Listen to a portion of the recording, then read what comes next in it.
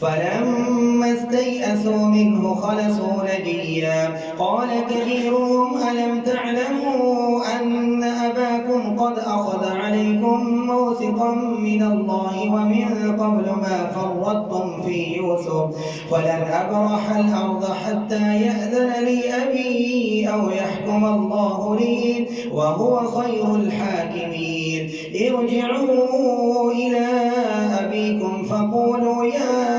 أبانا إن ابنك سرق وما شهدنا إلا بما علمنا وما كنا للغيب حافظين واسأل القرية التي كنا فيها والعير التي أقبلنا فيها وإنا لصادقون قال بل سولت لكم أنفسكم أمرا فصبر جميل عسى الله أن يأتيني بهم جميعا إنه هو العليم الحكيم وتولى عنهم وقال يا أسفا على يوسف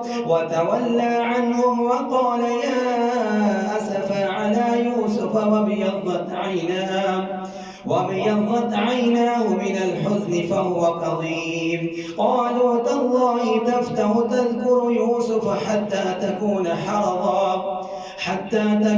حرضا أو تكون من الهالكين قال إنما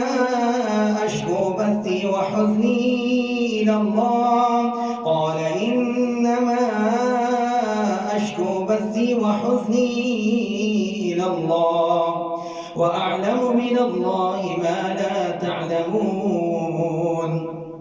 يا بني اذهبوا فتحسسوا من يوسف وأخيه ولا تيأسوا من روح الله إنه لا ييأس من روح الله إلا القوم الكافرون فلما دخلوا عليه قالوا يا أيها العزيز مسنا وأهلنا الضر وجئنا ببضاعة مزجاة فأوف لنا الكيل وتصدق علينا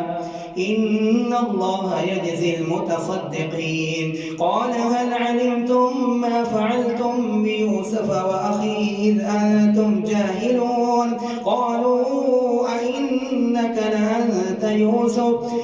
قال أنا يوسف وهذا أخي قد من الله علينا إنه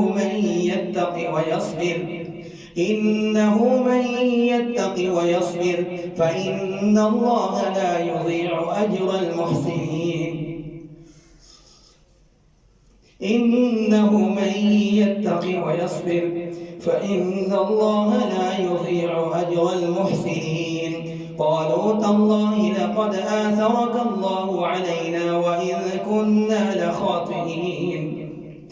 قال لا تثريب عليكم اليوم يغفر الله لكم وهو أرحم الراحمين